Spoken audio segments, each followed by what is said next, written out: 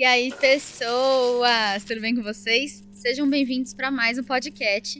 E hoje meu convidado é ele, Jefferson Pezeta. É nóis. Tô aí, né? Tudo bem, professor? Tudo bem, contigo saudades, hein? Gente do céu, dei aula pra essa menina, ela tinha 14 anos. Tinha 14 anos. Era a minha companheirinha de tênis. A gente viajava com o colégio, lá íamos nós pra quadra, pá, jogar tênis, né? Pois é, Que gente. saudades, que saudades. Jefferson foi meu professor de matemática. Não sei se ele tem muito orgulho de mim, mas Faz parte, faz parte, faz parte, faz parte. Mas na época deu certo, gente. Nunca peguei uma recuperação, não tinha notas baixas, porque ele era um ótimo professor. Obrigado, É um ótimo professor, inclusive. obrigado. E hoje, youtuber também, já vamos falar disso, tá? Tem que ser polivalente, né? Pois é, gente. Temos que aproveitar as ondas. E é isso, gente. Eu não consigo chamar meus ex-professores, porque hoje eu não tenho nenhum professor ativo, né? De não chamar de professor, sabia? Não, mas Eu ninguém me consigo. chama de professor. Os meus alunos mesmo, Jeff. Jeff é o que o pessoal mais me chama, até porque no meu canal eu sou Jeff Pezeta, né?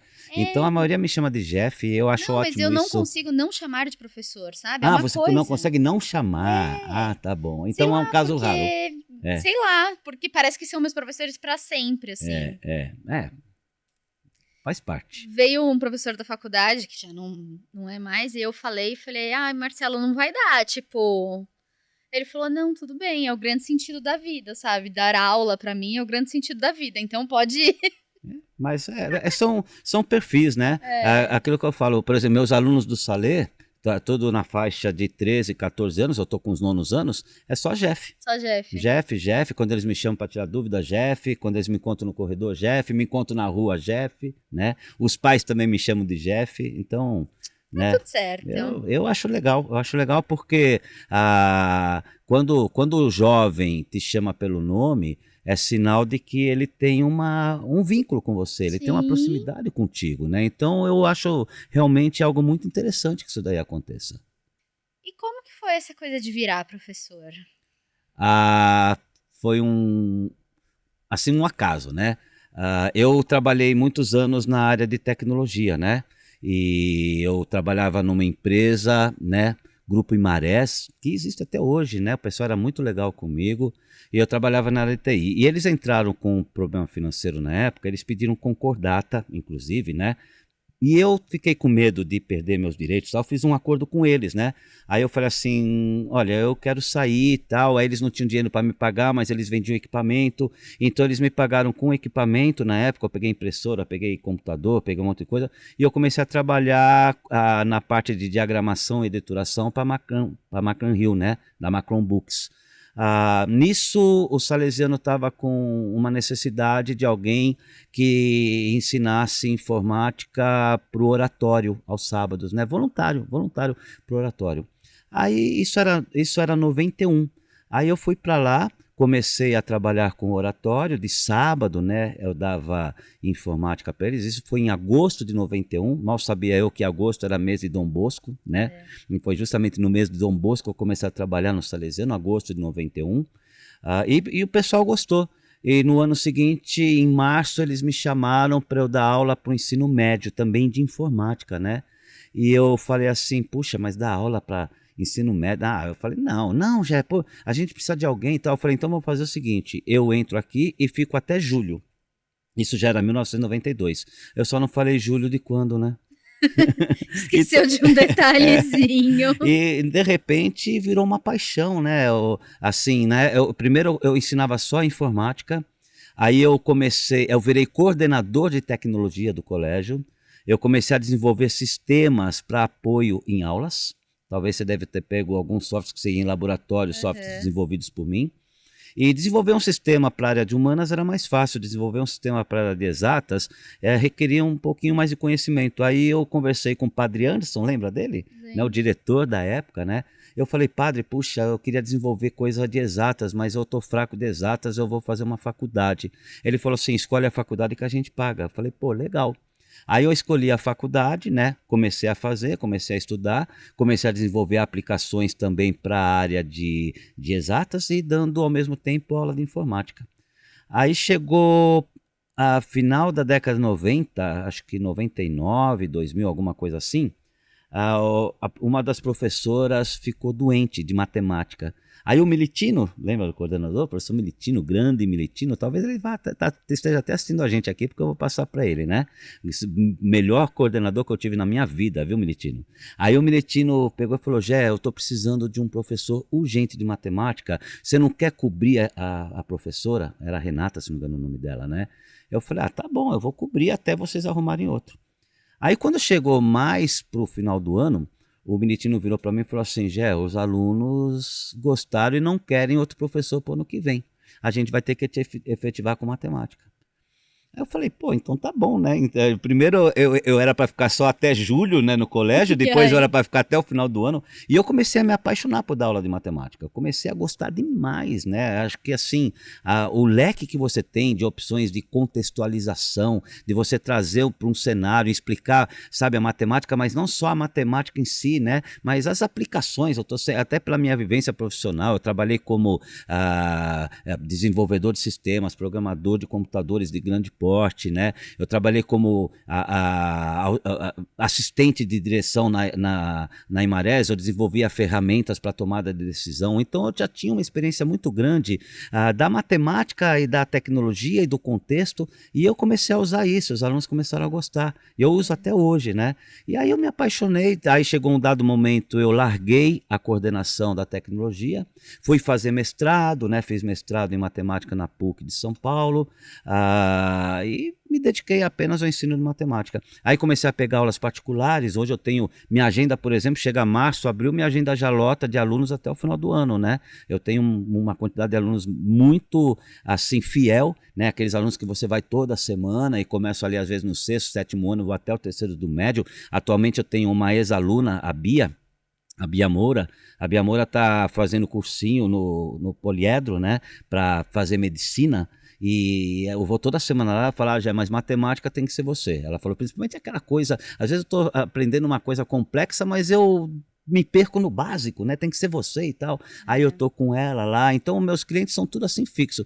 E eu gostei, eu fiz o mestrado, né? E segui essa carreira que, sinceramente, trabalhar de professor, matemática e trabalhar com o jovem é uma paixão, né? Eu não consigo largar. Tem gente que fala: Gé, você já está com 62 anos, por que você continua? Porque eu amo fazer o que eu faço, eu amo estar com o jovem, né? O jovem é uma coisa assim extremamente motivadora. Mas eu ia te dizer isso, é porque é um diferencial muito grande que você tem para ensinar uma matéria que é complexa para o jovem, assim, né? Tipo, das exatas ali, é uma matéria complexa que todo mundo já chega ali, talvez, com uma trava ali, Tem quando, bastante. né, já chega, tipo, talvez nem sabe se sabe, mas já chega, eu não sei matemática. Já chega ali, tipo, eu não sei, eu não consigo. Eu lembro que teve um ano, talvez tenha sido o 9º ano, que eu não sei porquê nessa organização do Salê, você dava aula para todos os 9º anos, exceto para uma sala. É porque não cabia na minha carga horária, né? Porque não tinha como. Tá. E essa uma sala era a sala da Gabi Bordeaux. Ô, a Gabi Bordeaux, que casou, tá na Europa. Gente boa demais aquela menina, Então, a nossa. Gabi Bordeaux foi Gente boa. minha amiga por muitos anos. Eu fui casada com o primo da Gabi, então... enfim, a gente teve muito contato por muitos anos. E você não dava aula para a sala da Gabi Bordeaux. E eu tinha aula com você, porque eu estava em outra sala. E eu tinha as notas boas, e ela tinha tido uma nota baixa em matemática. E aí eu lembro que na reunião de pais, eu fui com a minha avó ali, e a mãe dela foi, porque ela tinha tido nota baixa em matemática, ela precisava falar com o professor, ou professora, não me lembro, de matemática dela. E a mãe dela tava, tipo, enfurecida. E eu fui falar pra mãe dela, falava: tia, mas por favor, leve em consideração que ela não tá tendo aula com o Jefferson. Que linda. Obrigado, que linda. Por favor, leva isso em consideração, pra ela tá sendo mais difícil. Fico lisonjeado, né? Mas eu até vou dizer uma coisa, essa questão da dificuldade. Em primeiro lugar, ninguém tem dificuldade de matemática. As pessoas têm dificuldade em estudar corretamente a matemática. Né? Outra coisa, a gente não pode chegar para o aluno e falar: ó, cuidado, presta muita atenção porque isso aqui é muito difícil. Você quebrou. Não existe um muito difícil. O que é o difícil? Me define o difícil. Difícil é o desconhecido. Fácil é aquilo que você conhece. Eu falo para os alunos às vezes, gente, não tem o difícil. Vocês andam. Andar é fácil? É, mas quanto tempo você levou para andar? Você só aprendeu a andar porque você tentou, caiu, se levantou, foi. A matemática é isso. Né? A matemática é prática, é treino, é estudar, é metodologia, né? Você tem que ter uma disciplina, você tem que ter uma agenda, você tem que ter uma regularidade, porque uma vez que você pega a lógica daquilo que você está aprendendo, ela fica fácil. Tá? E uma dificuldade da matemática também é a interpretação dos enunciados. Então eu sempre digo, para você ser bom de matemática, não basta você saber fazer contas, você tem que saber qual conta você tem que fazer. E para isso você tem que ter todo um mecanismo de interpretação. Na verdade, quando eu fiz o meu mestrado, né, o que eu escrevi foi justamente, o meu estudo foi em cima de resolução de problemas, né? Mas aí usando grafos, né, que é uma outra estrutura, mas em si resolução de problemas. Eu trabalho muito essa questão, né? Um problema de exatas, ele é um jogo de quebra-cabeças. Você só tem que identificar as peças e encaixá-las. As peças estão todas no texto. Então eu trabalho muito essa questão, ó, o que tem aqui, o que tem aqui, ó, agora vamos pegar isso aqui e vamos juntar tudo. Qual que é a mesa? A mesa é seu caderno. Então vamos pegar as peças, vamos jogar. Então vamos me falando, o que tem aí? Aí tem o soma, aí tem o x, aí tem não sei o que lá. E você vai trabalhando o raciocínio. Agora, matemática é estudo, não tem jeito. Muita gente tem dificuldade de ter a disciplina de estudar. Mas ela não é difícil, porque ela é lógica.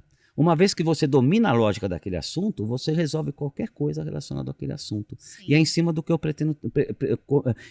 do que eu costumo trabalhar com os alunos, entender a lógica do processo. Sim. E ela é gostosa. Quer ver uma coisa? Vamos ver. Quando você. Já quero me esconder. Não. Ó, veja bem, quando você era estudante, você tinha um exercício de matemática, você tinha alguma coisa em matemática. Quando você entendia, você não. Nossa, era tipo assim, ó. Então, mas é isso que é o legal. Então é isso.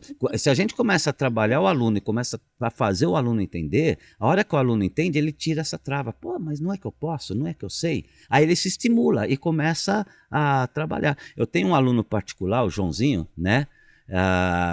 Quando a mãe dele me chamou, inclusive é longe da minha casa, a mãe dele tanto pediu, é o único aluno que é mais longe ali da Zona Norte, né? É o único aluno fora da Zona Norte. E o Joãozinho estava com vermelhas, eu peguei o Joãozinho esse ano, e ele já está com as notas mais altas da turma dele, né? Mas o que é? O estímulo é fazer a pessoa acreditar que ela é capaz e trabalhar muito a lógica das coisas, né? A conta todo mundo faz, conta uma calculadora faz. Você tem que aprender como fazer aquela conta, como chegar naquela conta, que conta você vai fazer, qual é a lógica do processo. A hora que você entende isso, a matemática fica prazerosa, fica gostosa e você começa a ter uma visão diferente. Agora, chegar para o aluno e falar, isso aqui é muito difícil, você matou, acabou, não tem mais o que fazer. Já era. Ele vai achar que tudo aquilo ali é difícil e não vai conseguir fazer. Ô Jeff, tem uma coisa. Oi? Você ainda conta aquela história no primeiro dia? Não é história. Não. Sim. Tá. Conto e anoto, né? Conta, anota, o valor ainda tá lá? O valor tá guardado, eu invisto.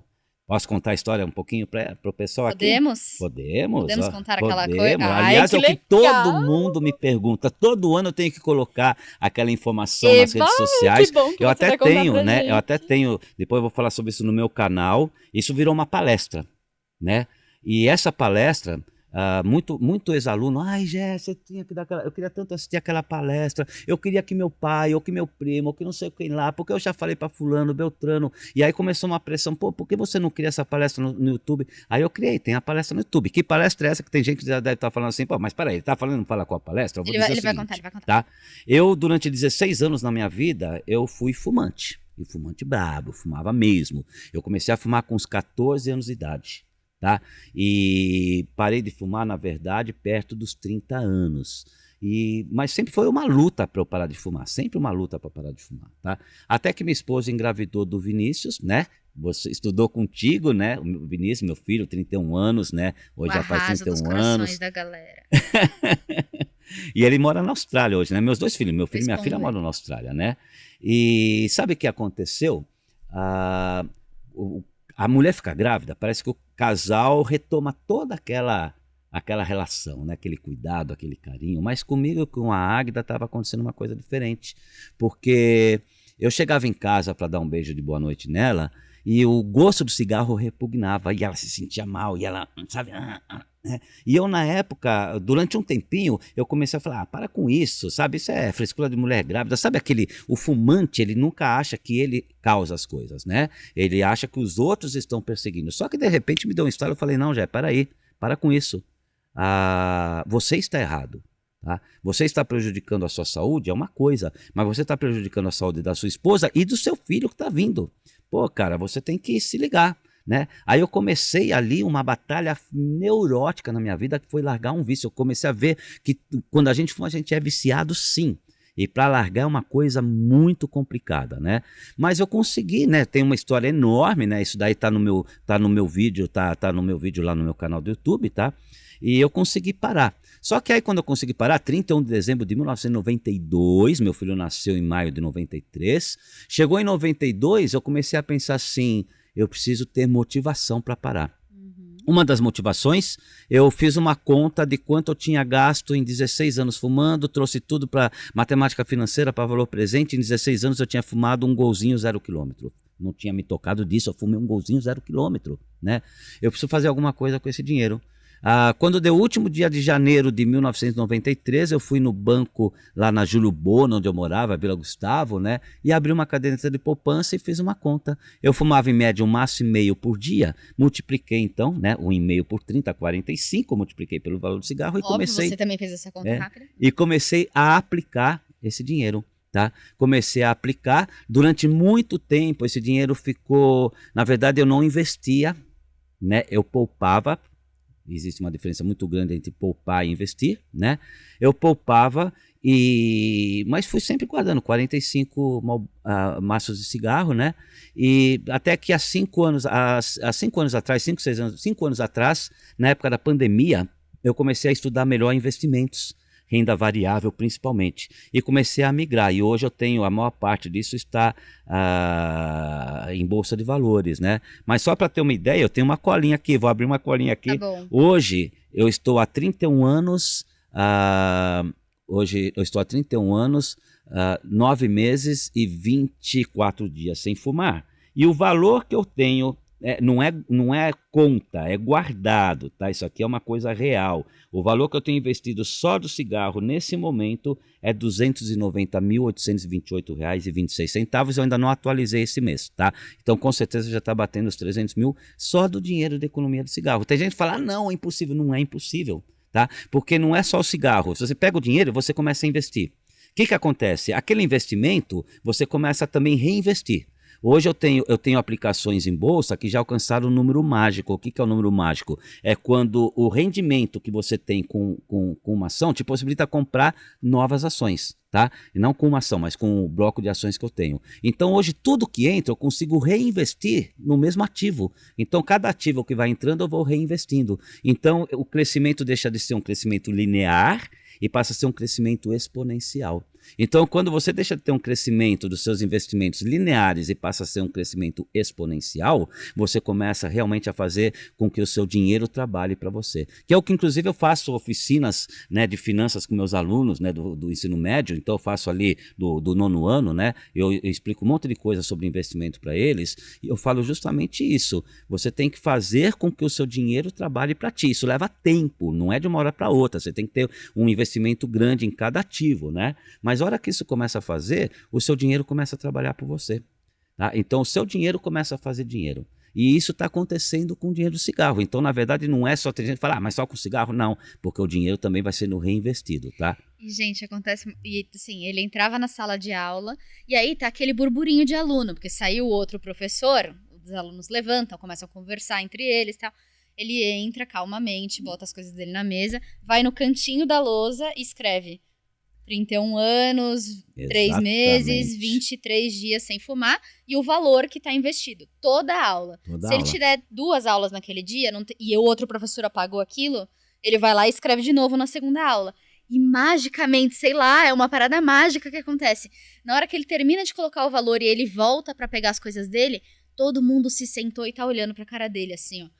sei o que acontece, gente. É mágico. Você sabe que isso já me trouxe muita coisa legal, né? Porque, em primeiro lugar, que é uma motivação, porque não é porque eu parei de fumar que não vou voltar mais. Uma vez viciado, eternamente um viciado em potencial você vai ser. E se você der um vacilo, você volta pior do que você era. Então isso é um incentivo, por quê? Porque se eu deixo de colocar um dia isso na lousa, sempre tem um aluno, professor, e o cigarro? Então os alunos me cobram. Já pensou, vir e falar, sabe o que é? Eu fui nesse final de semana, eu fui lá num barzinho, tomei uma cerveja com uns amigos meus, aí peguei um cigarro, voltei.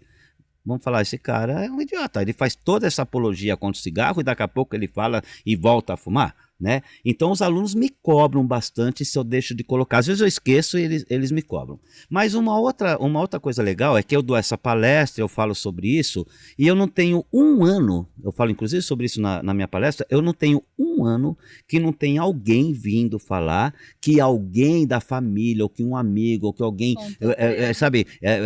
contou essa história para alguém e essa pessoa largou, e não só cigarro, viu? Eu já tive casos assim que essa minha história do cigarro estimulou pessoas a pararem com outros tipos de vícios também. Legal. Teve uma vez um pai que veio falar comigo, mas ele estava tão nervoso que eu achei que ele ia me bater, não tinha entendido qual que era, mas ele estava nervoso porque ele não estava conseguindo admitir que ele ia pedir obrigado para alguém. A filha dele até depois me contou porque que ele estava tenso assim, né? E ele também tinha largado, de tanto que a filha contou a minha história para ele, né? Então isso me gera estímulos porque eu sei que enquanto eu estiver fazendo isso, eu estou estimulando pessoas a pararem, né? E é tão bom, olha, eu tive câncer com 50 anos, né? E com 50 e poucos anos, hoje eu estou com 62.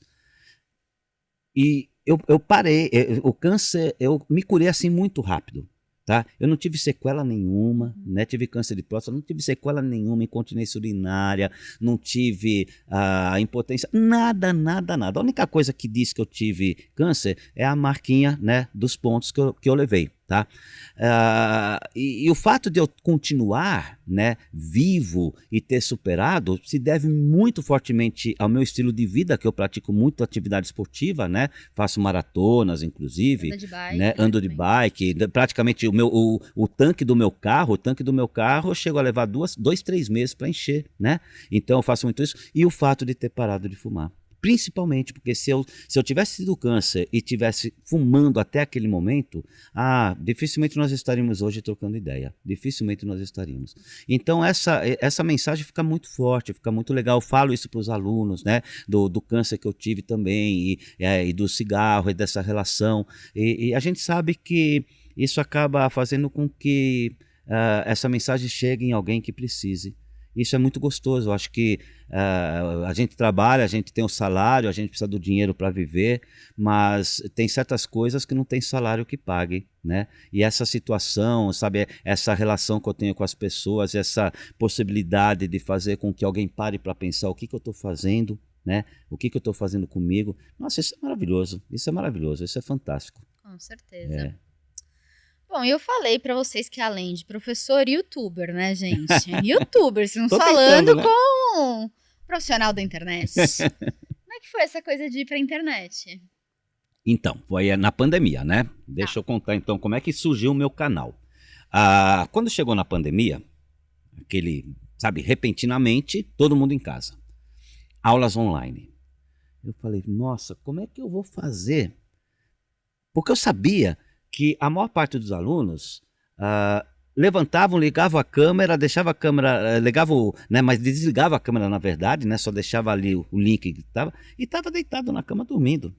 A gente sabia que isso estava acontecendo. Eu falava, não, mas difícil para todo mundo, né? Foi muito difícil. Eu entendi os alunos. Eu particularmente, do jeito que eu sou hiperativo, né? Você teve aula comigo, você sabe, né? Eu não paro um momento, né? E eu entendi os alunos. Eu falava, eu preciso criar um mecanismo para que o aluno estude matemática, mas não necessariamente esteja assistindo minha aula. Aí eu falei assim, o que eu vou começar a fazer? Toda a tarefa, eu ensinava um assunto, passava lá 10 exercícios, como eu ficava o dia inteiro em casa, eu consegui, mesmo na época da pandemia, eu consegui lá na Santa Efigênia, né? Consegui comprar um materialzinho, montei um estúdio, né? E comecei a gravar as aulas, comecei a gravar a correção dos exercícios e criei o canal no YouTube e comecei a postar. né? E os alunos começaram a adorar. Então, os alunos podiam estudar a hora que eles queriam. Se de repente o aluno estava 2 horas da manhã acordado, ele chegava lá, pegava os exercícios e fazia e assistia. E durante a aula, basicamente virou assim um plantão de dúvidas. Ô, Gé, eu não entendi aquele exercício 3, você explicou assim, assim, dá para explicar de novo, né? Eu até tentei entender no vídeo e virou legal. E começou muita gente a assistir, né? Então, não só alunos do colégio, mas gente de outros lugares também. Quando acabou a pandemia, eu fui desligando. Vacilo meu, eu podia hoje estar com mais de 100 mil seguidores, eu podia estar monetizando legal, né? Aí chegou o ano passado, um aluno meu virou e falou assim, pô, já meu irmão teve aula contigo e ele falou dos seus vídeos, né? Que os seus vídeos ajudavam muito. Pô, a gente queria, por que você não faz os vídeos pra gente também? E a gente pode estudar em casa. Aí eu falei, puxa, estudar em casa. Aí eu falei assim, puxa, tem tanto pai gastando uma nota com aula particular, porque eu dou aula particular, e eu sei que a aula particular é cara, né? E eu vou criar um mecanismo, eu vou começar a criar os vídeos para eles também, com um reforço. Tá? Então eu vou pegar, além das tarefas que eu passo para casa, eu vou criar uma lista extra e vou corrigir essa lista, vou colocar nos vídeos do YouTube para que eles possam então corrigir. Mas eu procuro assim, quando eu crio meus vídeos, eu procuro trabalhar como se eu estivesse em sala de aula mesmo, né? Explicando na sala de aula, a lousa, né? Eu escrevo na lousa, até uma coisa assim, né? E a própria didática, a própria dinâmica. E aí o ano passado, em julho do ano passado, eu resolvi retomar. E eu estava com 800 seguidores. Aí os alunos começaram a assistir, de repente fala para um, fala para outro, daqui a pouco alguém entra, sabe, o YouTube joga para alguém, joga. Conclusão, eu estava com 800 seguidores e hoje, praticamente um ano e meio depois, eu bati hoje 64 mil seguidores. Caraca, foi um crescimento muito rápido. E agora eu tenho certeza que até o ano que vem eu chego nos 100 mil, né? Minha meta é buscar essa placa de prata aí do YouTube, né? Que não te dá dinheiro, né? Não te dá dinheiro a placa de prata, né? Te dá dinheiro quantas horas que você tem, né? Mas eu acho que é uma satisfação. Peguei a placa de prata do YouTube, né? Isso é muito legal, porque chegar a 100 mil seguidores com matemática não é uma coisa simples. Porque poucos. É o que a gente estava conversando aqui fora das câmeras, né? É nichado, né? É nichado. É totalmente. Mas assim, é um nicho, basicamente eu crio material mais para, assim, 8º, 9º, 1º, 2º do médio. Mas tem muita gente de faculdade que assiste. Que precisa, com certeza. O básico, né? Eles precisam da matemática básica. Eu, por exemplo, quando estava no colegial, ali na 1º, 2º, 3º, eu fiz aula particular com um professor que ele me dava aula de química orgânica no colégio, mas ele dava aula particular de qualquer uma das exatas. E eu fazia aula de todas as exatas com ele, particular. E aí, quando eu fui para a faculdade, em publicidade, você tem estatística de 1 a 10. Cálculo 1, 2, 3, 4. Ai, amores, eu fui fazer humanas e me davam estatística de 1 a 10. Enfim. E eu tinha dificuldade, eu tinha dificuldade do básico. E eu voltei lá para ele. Aí tinham vários alunos do médio e eu de faculdade.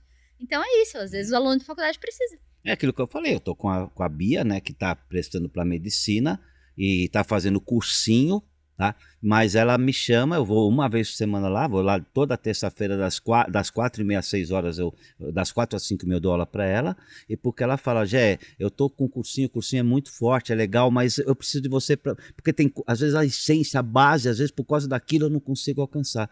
Então eu tô dando aula para ela porque ela quer pegar medicina e falou que tem que ser eu. Né? Então eu estou lá com ela trabalhando. Já peguei aula particular de faculdade também, né? Pessoal com cálculo, mas o meu público maior vai assim, de aula particular de 6º ano até 3º do médio. É o público maior que eu tenho. Entendi. É meu foco.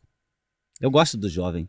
Eu acho muito legal, né? Eu vejo assim, o professor, ele é uma profissão que se você curtir o seu público, se você viver o seu público, ele é uma profissão que ele não te deixa envelhecer. Né? Você envelhece carne, mas você não envelhece pessoa, né? Porque o jovem está sempre te trazendo a atualidade, o jovem está sempre te trazendo estímulos, né? O jovem está sempre sabe, valorizando. Por exemplo, eu faço minhas corridas, eles amam que eu faço minhas corridas de rua, as maratonas, as minhas maratonas, né? E eles vêm conversar comigo, pedem dica, sabe, essa vivência, essa energia que eles trazem, você não envelhece. Você está sempre ali, né, disposto, você está sempre se rejuvenescendo neles, né? Então, eu acho muito, muito legal, curto muito isso, curto demais isso. E alguma história muito marcante com algum aluno? Alguma coisa assim? Eu tenho, nossa, tem várias, né? Tem casos de alunos que já se foram, né, e que eu acompanhei muito de perto, né? Na sua época, eu não me lembro se o menino que eu ia falar agora, o Digo, não sei se era da sua época, né? Tem esses casos, né, de alunos que ficam doentes, que eu já fui em hospital dar aula para aluno, assim, de boas, né? E o aluno, às vezes, lá entubado, né? E a gente tentando dar uma esperança, não, vamos estudar, né? Porque quando você voltar, né? E você sabia que às vezes aquele caso já tinha conversado com o pai, né? Com a mãe, teve um caso aí do aluno que eu ia e a mãe falava, né? O pai falava, olha, já sabe, tá indo, né? Mas eu ia lá e falava com ele, explicava matemática, e ele às vezes entubado e tudo, né? Mas ali com um caderninho, né? E eu para ele, porque quando você voltar, isso aqui você tem que dominar, né? Isso marca demais, né? Isso é muito emocionante, né? É uma coisa, imagino. né? Assim, eu tenho muita coisa. Acho que de repente se eu fosse Tantos criar anos, né, de aula, né? se eu fosse criar, eu tenho muita relação com os alunos, né? Então, porque eu sempre te lembro muito presente, tipo, em festa de 15 anos. Tenho duas essa semana. Nossa, eu sempre te lembro, nas festas de 15 anos. Casamento até também, já fui em casamento de aluno, já fui em batizado. Já fui em batizado de filhos de aluno. Eu tenho aluno que até hoje eu tenho amizade. Para você ter uma ideia, você lembra de quem era o Felipe Zancarli? Sim. O Felipe Zancarli foi meu aluno, né? Aí, depois que ele se formou, ele era muito bom. Eu levei-o para dar aula no Salê. Eu acabei virando padrinho de casamento dele e ele acabou virando padrinho de batismo da minha filha, né? E eu tenho muitos ex-alunos que eles me convidam para várias coisas, para churrasco, né? Então acaba tendo esse vínculo, mas esse vínculo a gente cria justamente na época da escola, né? Então o aluno vem trocar ideia comigo, o aluno vem, às vezes vem desabafar, tem aluna que... É engraçado que as meninas, eu não sei, talvez... eu represente alguma figura mais paterna, alguma coisa assim, né? Elas vêm contar muita coisa delas, né? Eu acho até legal. Eu falo, nossa, como elas têm essa confiança de me falar comigo, né? E essa relação que a gente vai fazendo, e uma escola salesiana é muito legal, porque a escola salesiana permite, né, que você seja um pouco pai também, que você seja... você tem uma relação mais próxima. Exatamente. Uma escola salesiana, ela te dá essa abertura, né? Acaba pegando muito vínculo. Então, acho que se a gente fosse chegar aqui e falar, lembra de várias histórias e vai falar só as histórias. Acho que a gente ficaria 2 horas. Disso, né? Ficaria umas 2 horas só contando. É que algumas coisas a gente não pode contar, até por uma questão de ética, né? Uhum. Quer dizer, a gente pode contar, mas não pode falar quem é, né? Mas é muita coisa legal, muita coisa marcante, muita coisa legal. Eu falei até foi Dia dos Professores recente, né? Agora sim. E aí eu gravei uns stories, tal, falando de Dia dos Professores, tal. E eu falei, né, porque assim, às vezes você pega a galera que ainda tá no colégio, tal, que aí tem aquela coisa de, não gosto do colégio, não gosto de nada, né, tipo, tá, tipo na época de adolescência, tá, não gosto de professor, não gosto de colégio, tal. Falei, cara, lá no futuro você vai olhar, você vai falar, cara, que grandes relações eu construí, né? Que 15 anos depois eu chamo um professor para participar do podcast e ele vem, tipo... com toda alegria, nossa, uma emoção, na verdade. Que os professores de faculdade são grandes amigos que eu outro dia tava lá procurando uma assessoria, não sei o que, ele falou, me chama no WhatsApp que eu te arrumo, tá aqui, tipo...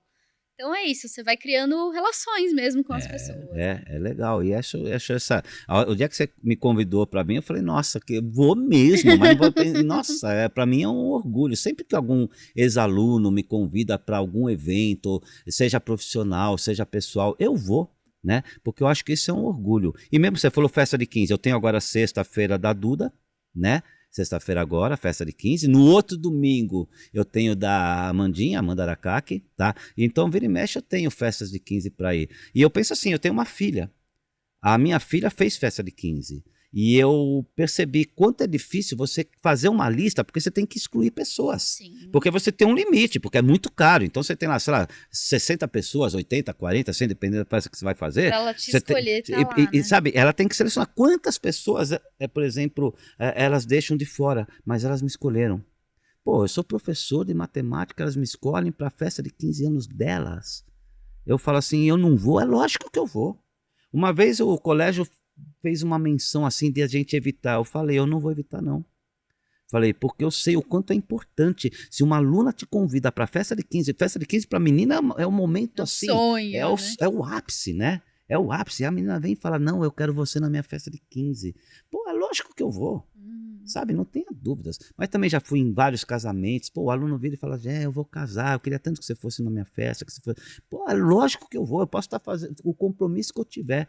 Porque eu acho que é aquele lance que eu falo, a gente trabalha, o salário faz parte, porque a gente tem que comer, a gente tem que ver, mas existem coisas que não tem pagamento. Você ser convidado para uma festa de 15, ser convidado para um casamento, para batizado, já fui batizado de filho de aluno. E eu tenho hoje um monte de ex-alunos que têm filhos que são alunos meus.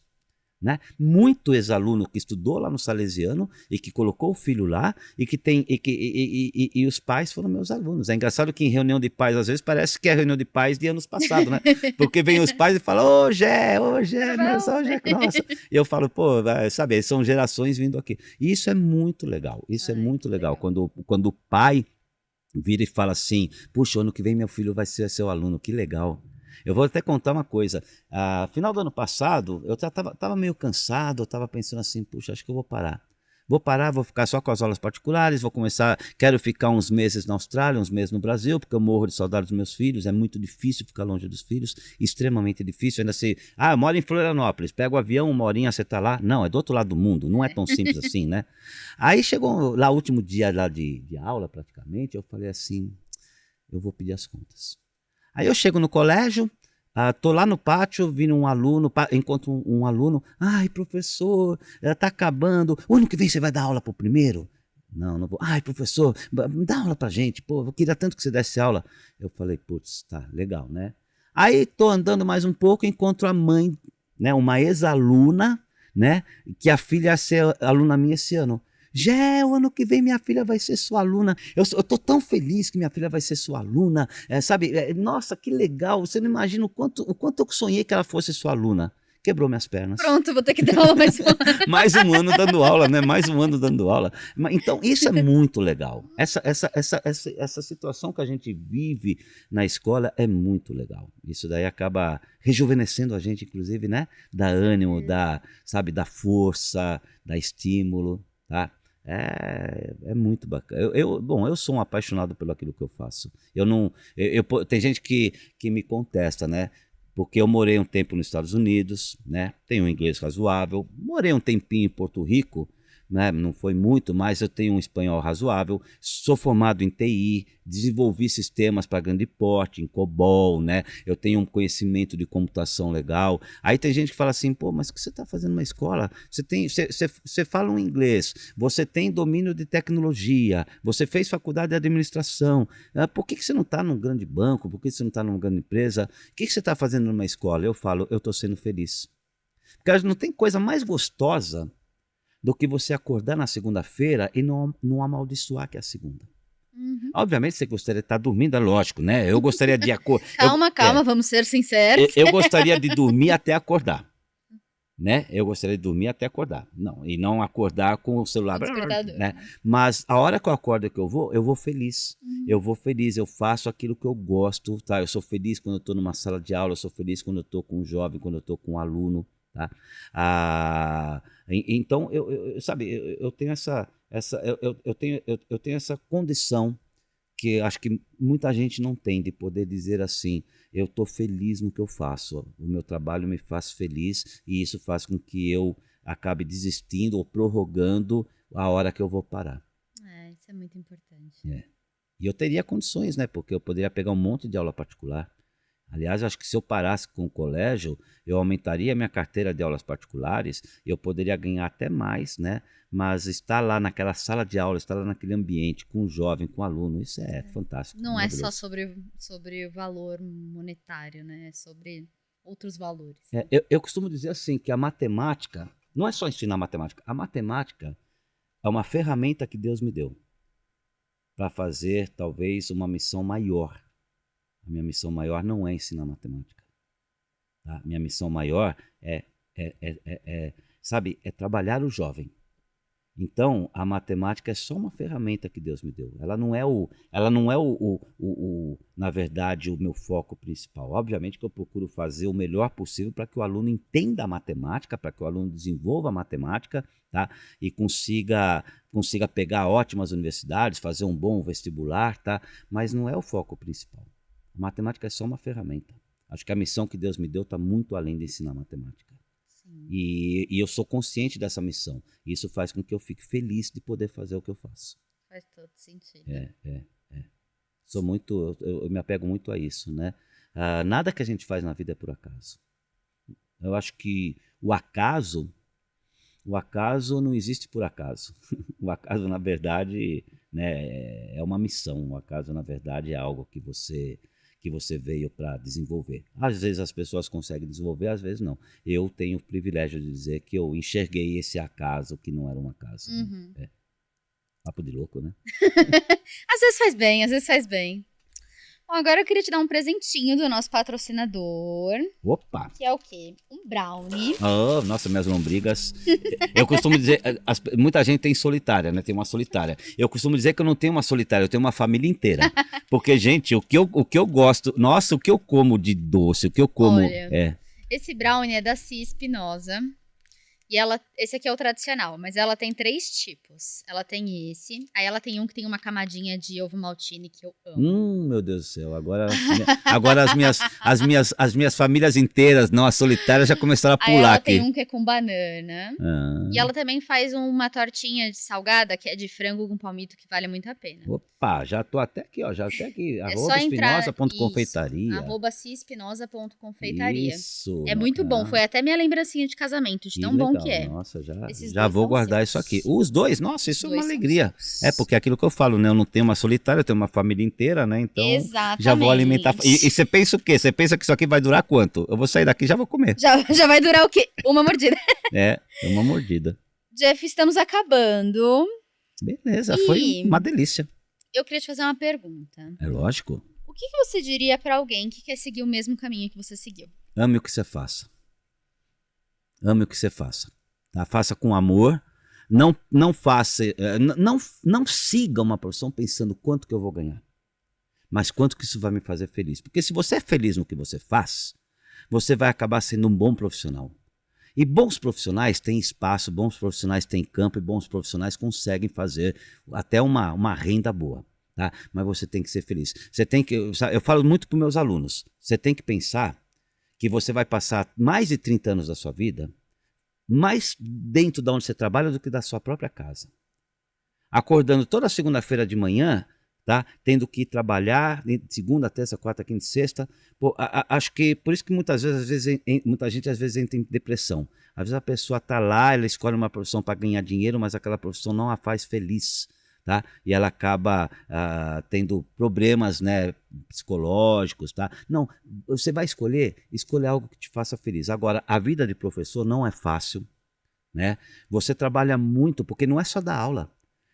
Sabe, é projeto, é montar aula, é corrigir prova, é fazer prova. Pô, eu vou corrigir prova, eu levo aí cada prova 1 hora e pouco para corrigir. Sem tempo para cada sala, né? Uhum. Então, sempre tem prova, é um final de semana inteiro para corrigir prova. Aí você tem que fazer, para fazer uma prova é 3, 4 horas para fazer uma prova legal, bem pensada, bem estudada. Você trabalha muito, tá? Mas se você gosta de relação, se você gosta de jovem, de estar com um jovem, é a coisa mais gostosa que tem no mundo. Boa.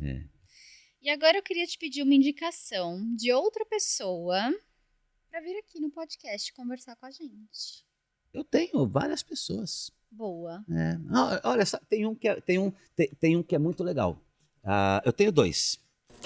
O meu coordenador foi padre. Né? Ele foi padre. E hoje ele está casado, né? E acho que ele talvez tivesse uma história legal para contar. E tem o William, que foi quem me chamou de volta para o Salê. Quando eu acabei o mestrado, eu voltei para o Salê. O William, ele foi seminarista também, né? E ele tem umas histórias muito legais de vida para contar, né? Do seminário e o que fez ele desistir de continuar para ser padre. Então eu tenho esses dois aí, tem histórias legais para contar. Mas eu tenho, nossa, se parar para analisar, Boa, boa. tem o Felipe Zancari, eu falei para você dele, né? Felipe Zancari largou, né, a coordenação, porque quando eu saí da coordenação de TI, da tecnologia educacional, fiquei só em sala de aula, o Felipe assumiu. E ele largou, há um tempo atrás, uns 2, 3 anos atrás, ele largou o colégio, porque ele começou a estudar muito marketing digital, né? E ele foi para cima, largou tudo, né? No início ele sofreu pra caramba, ele tem umas histórias legais também, daquela transição. Você está numa profissão A, você está no meio daquilo ali, você já está ali com mais de 30, 40 anos de idade e de repente você resolve virar a chavinha, né? Ele realmente deve ter uns papos legais também. Uma dúvida que não tem nada a ver com isso. Quando eu saí do Salê, o padre Maurício estava lá, ele ainda tá? Não, o padre Maurício continua na congregação, né?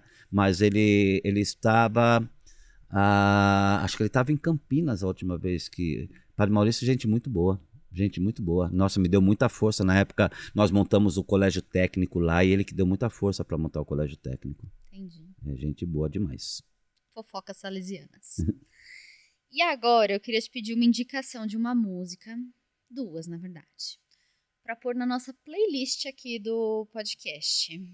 Bom, uma música que me traz uma lembrança muito legal dos meus filhos, porque eu gravei uma vez um vídeo, a gente vendo um pôr do sol ali em Gold Coast, quando eles moram, e aí quando eu coloquei no Instagram, eu coloquei essa música que eu amo, e com aquele cenário daquele entardecer, com a praia e tudo, né, bate sempre uma lembrança deles.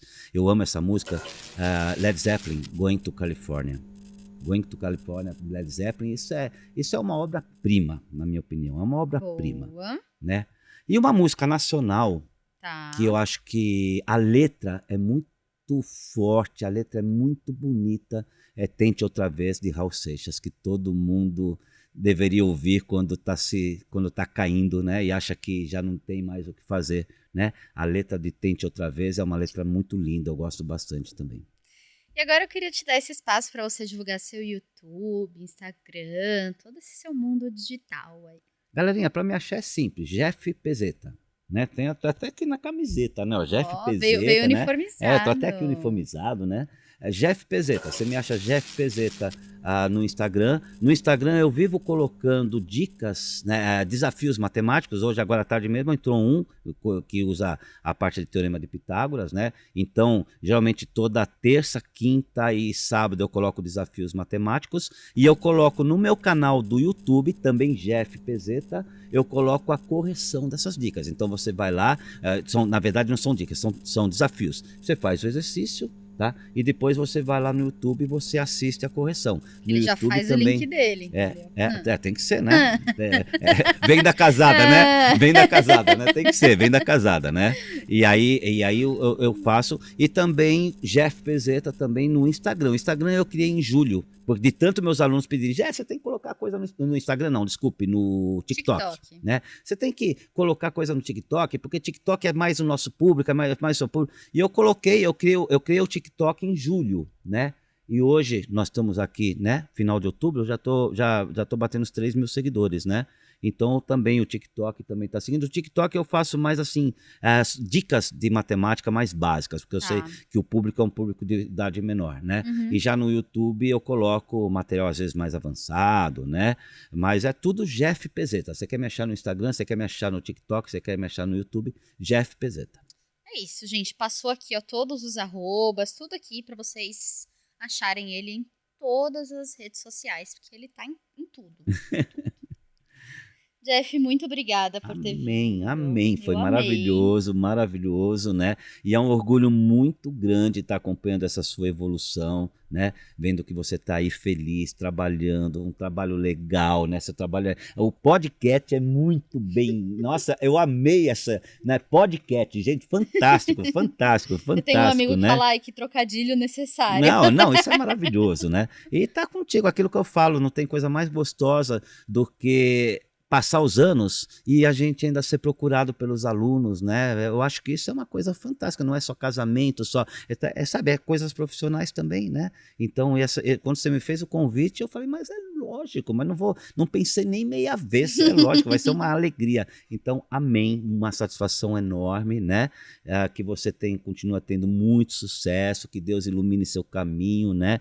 E que você tenha, assim, um crescimento cada vez maior, é o que a gente espera, né? Muito obrigada. Amei demais, Muito tá? obrigada. Eu que agradeço. E um beijo no coração de todo mundo, né? É nóis.